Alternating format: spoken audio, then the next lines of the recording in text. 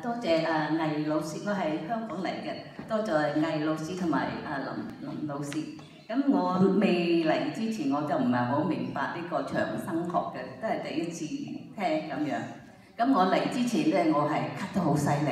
咁咳咧，所以我唔敢坐前邊，因為會影響人哋，所以坐後邊，聽幾句就咳下咁。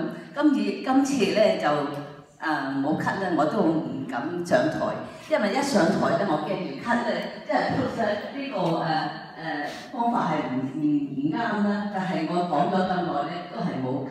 咁咧證明咧，我係冇食過任何嘅咳藥水啊，或者 any medication， 就係聽